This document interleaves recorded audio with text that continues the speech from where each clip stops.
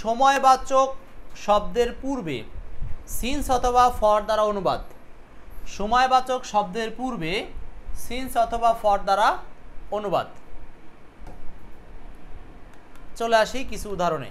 দেখেন, বলছে সকাল থেকে মুষলধারে বৃষ্টি হচ্ছে। এখন আসেন, আমরা এই সেন্টেন্সটাকে যদি একটু বিশ্লেষণ করি তাহলে কি পাবো?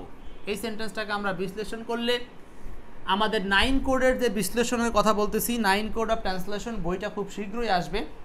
সো 9 কোডে বিশ্লেষণ করলে প্রথমে আমরা পাবো হচ্ছে ফাইনাইট ভার্ব। ওকে, সো করা থাকা হওয়া বোঝাতে এখানে ভার্ব কোনটা বলেন?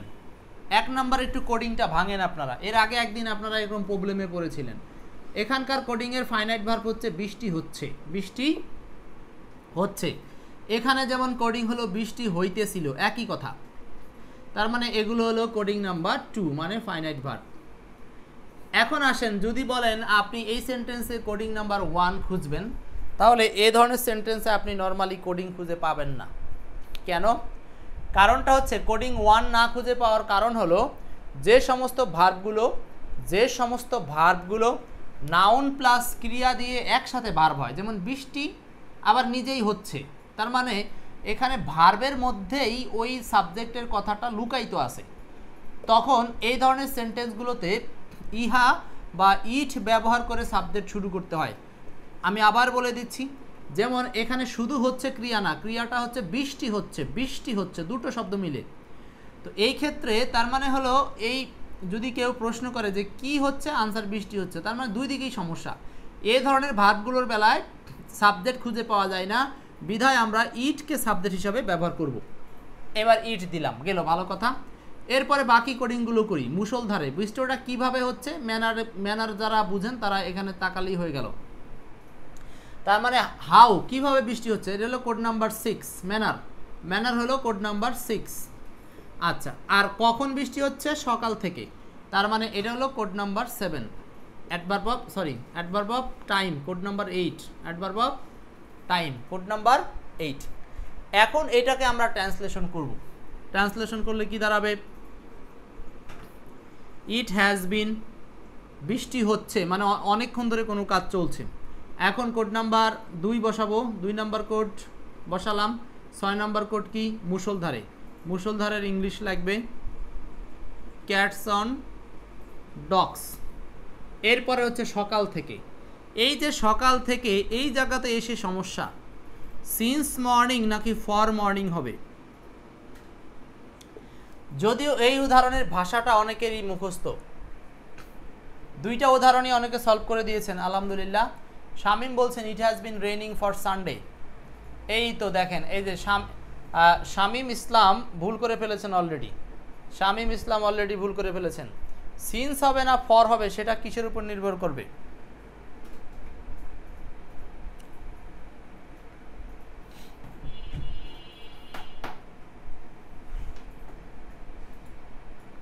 বলেন।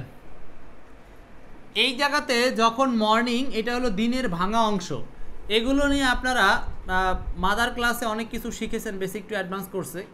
ডে শব্দটার জন্য সিন্স হয়, কিন্তু ডেকে ভাঙলে যা পাওয়া যায়, মর্নিং, নুন, আফটারনুন, ইভিনিং ইত্যাদি যত কিছু আছে, এগুলো হচ্ছে সব সিন্স হয়। এগুলো সব সিন্স। এখানে আনসার হবে সিন্স। আবার 2 নম্বর উদাহরণটা যদি আমরা সলভ করি, অনেকেই করেছেন, তাহলে 2 নম্বরটা কি হবে? একই রকম, ইট হ্যাজ বিন রেইনিং। এখন আসেন, রবিবার হইতে, এই সেন্টেন্সে কি বলছে? রবিবার হইতে। তাহলে আপনি এখানেও বসাবেন সিন্স সানডে, সিন্স সানডে। তো কখন আপনি সিন্স বসাবেন আর কখন ফর বসাবেন, এটা আপনারা জানেন যে নির্দিষ্ট সময়ের ক্ষেত্রে হলো সিন্স, আর অনির্দিষ্ট বোঝাতে ফর। সানডের বেলায় সিন্স হবে সিন্স। শামীম ইসলাম, কেন সিন্স হয় এটা বোঝার জন্য বলে দিচ্ছি। শুধু উইক শব্দটি, উইক মানে সপ্তাহ, এটার সাথে ফর হয়, বাট উইক বলতে যে 7 দিনের নাম, Saturday, Sunday, Monday, Tuesday, Wednesday, এগুলো আবার সিন্স হয়। তার মানে উইককে ভাঙলে যা পাওয়া যায় সেগুলো সিন্স, ডেকে ভাঙলে যেগুলো পাওয়া যায় সেগুলো সিন্স, মান্থকে ভাঙলে যে নামগুলো পাওয়া যায় সেগুলো সিন্স। বুঝতেছেন? আমি আপনাদেরকে মূল রহস্যটা বলে দিলাম আর কি। হতে থেকে বোঝালে সবসময় সিন্স না, ফরও হতে পারে। এরপর এই উদাহরণটা কমপ্লিট। নেক্সট, পরের দুইটি উদাহরণ সলভ করব এখন।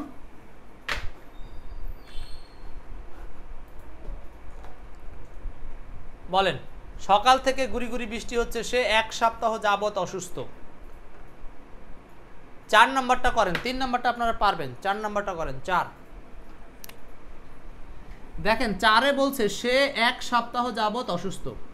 এই যে অনেকে বলছেন যে যাবত বোঝালে নর্মালি ফর হয়, হ্যাঁ ঠিক আছে, সেটা মেনে নিই, কিন্তু এই সেন্টেন্সে যদি কোনোভাবে দিত যে 1 সপ্তাহ ধরে 1 সপ্তাহ থেকে অসুস্থ, তাহলেও কিন্তু সেন্টেন্সের বাংলাটা হয়, বাংলাটা যে হবে না তা না।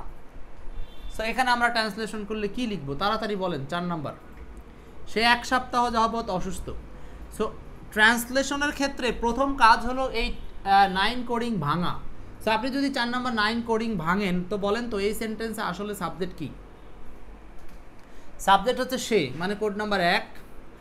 আর এখানে ভার্ব কি? ভার্ব কি? ভার্ব কিন্তু এই সেন্টেন্সে দেখা যাচ্ছে না। তার মানে এই সেন্টেন্সে ভার্ব উজ্জ আছে, সেটা হচ্ছে হওয়া অর্থে ভার্ব উজ্জ আছে, হওয়া অর্থে ভার্ব উজ্জ আছে, হয়। এখন এই হয় ক্রিয়াটার আবার টেন্সের বিষয়টা আপনাকে ঠিক করতে হবে, টেন্সের বিষয়টা ঠিক করতে হবে। 1 সপ্তাহ যাবত, তার মানে কখন অসুস্থ? 1 সপ্তাহ যাবত। এইটা হলো অ্যাডভার্ব অফ টাইম, মানে কোড নাম্বার 8। আর অসুস্থ এটা হলো কমপ্লিমেন্ট, মানে সে হয় কি? কর্তার পরিচয়। এটা হলো কমপ্লিমেন্ট, মানে কোড নাম্বার হচ্ছে 5, কোড নাম্বার 5। এইবার আসি আমরা এটাকে একটু ঠিক করার চেষ্টা করি। কোড নাম্বার 1 সাবজেক্ট শি বা হি, আপনি যেটাই দেন দিতে পারেন। হওয়া অর্থে এইটার টেন্স হলো, হওয়া অর্থে নর্মালি জানি ইজ হয়, কিন্তু এই ইজের প্রেজেন্ট ফর্ম হলো বি। আর এটাই এইখানে কোনো কাজ অনেকক্ষণ ধরে চলে এখনও আসে এরকম বোঝাতে সেটা হলো প্রেজেন্ট পারফেক্ট টেন্স হয়, অথবা প্রেজেন্ট পারফেক্ট কন্টিনিউয়াস হয়। সো আমরা এটাকে প্রেজেন্ট পারফেক্ট করলেই হবে। হি হ্যাজ আনলাম, আর এই বি হয়ে গেল মেইন ভার্ব থেকে বিন, হি হ্যাজ বিন। এরপরে কোড নাম্বার 8 ইল 5, এরপরে কোড নাম্বার 8 1 সপ্তাহ যাবত, তার মানে হলো for a week, for a week. কার কার হয়েছে দেখেন, তাহলে এখানে আনসার হবে he has been ill for a week. হওয়া অর্থে এখানে শুধু ইজ নিব না, কেন? কারণ এটা ইজকে টেন্স পরিবর্তন করে হ্যাজ বিনে রূপান্তর করতে হবে, প্রেজেন্ট পারফেক্ট টেন্সে আমাকে রূপান্তর করতে হবে।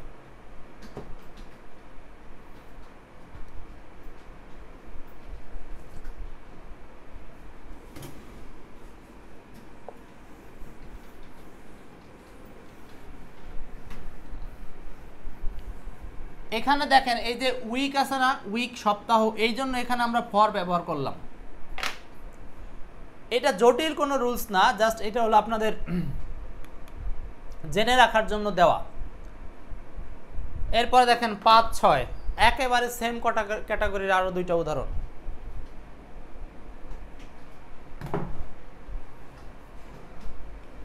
দুই ঘন্টা ধরে প্রবল বৃষ্টি হচ্ছে, রানা তোমার জন্য অনেকক্ষণ ধরে অপেক্ষা করছে। একই রকম আমরা এখানে 6 নাম্বারটা যদি সলভ করি তাহলে কি হয় বলেন?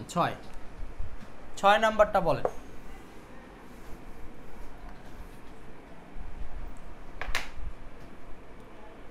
রানা তোমার জন্য অনেকক্ষণ ধরে অপেক্ষা করছে।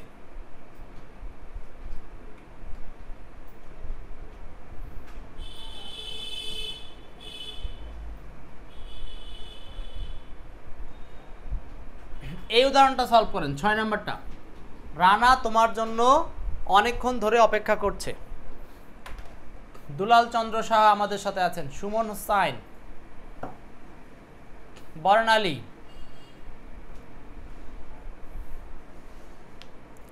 যারা লাইভে আছেন তাদের একটু নতুন, যারা একদমই, তারা একটু নিজেদের পরিচয়টা দিয়ে দিবেন। 6 নাম্বার, তাহলে 6 নাম্বারে আমরা যদি কোডিং ভাঙি কি পাবো বলেন তো? সাবজেক্ট হচ্ছে রানা, সাবজেক্ট কি? রানা। এটা হলো কোড নাম্বার 1, ওই যে উপরে তাকালেই বুঝবেন। তারপরে অপেক্ষা করছে, এটা হলো ভার্ব, মানে কোড নাম্বার 2। এরপর আসেন হোয়াই, কেন অপেক্ষা করছে তোমার জন্য, মানে কোড নাম্বার 9, কিয়াকে প্রশ্ন হোয়াই দ্বারা। এই যে অপেক্ষা করছে কে যদি হোয়াই দ্বারা প্রশ্ন করেন এটা পাবেন, তার মানে এটা হলো code number 9। Reason 9, reason code number 9, এইভাবে মনে রাখলেও আপনার মুখস্থ হয়ে যাবে। এরপরে অনেকক্ষণ ধরে, এটা হলো অ্যাডভার্ব অফ টাইম, মানে কোড নাম্বার 8। এখন আপনি এটাকে ধারাবাহিকভাবে সাজাই দেন, আনসার হয়ে যাবে। ধারাবাহিকভাবে সাজান, আনসার হয়ে যাবে। ধারাবাহিক মানে হচ্ছে 1, 2, 8, 9। দেখছেন 1 ঠিক রেখে বাকিটা হচ্ছে মোটামুটি উল্টো দিকে থাকে, তবে এই উল্টো দিকের সিকোয়েন্সটা বেশিরভাগই যে মিলবে তা কিন্তু না। এটা হলো 60% সেন্টেন্সের ক্ষেত্রে মিলে।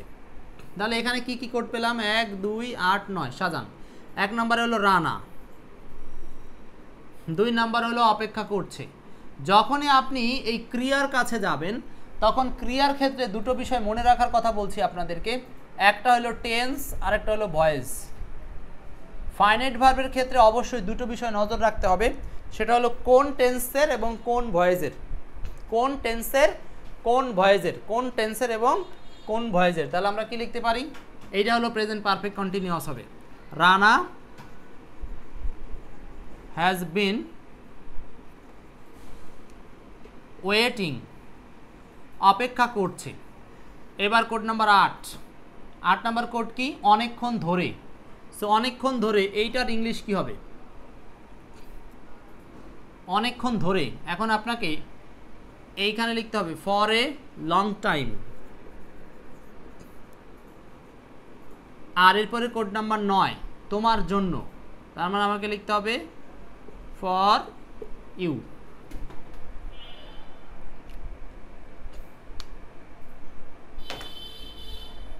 এটা হলো পারফেক্ট আনসার। এর বাইরে আপনারা যা কিছু লিখবেন সেগুলো হয়তো ভাষা হবে, আপনি সেখানে ট্রান্সলেশনে সর্বোচ্চ 20-এ 19 পাবেন, কিন্তু 20 পাবেন না, মানে 100% ক্যারি করতে পারবেন না।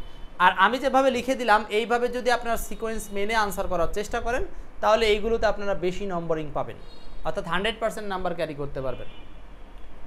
Rana has been waiting for a long time for you.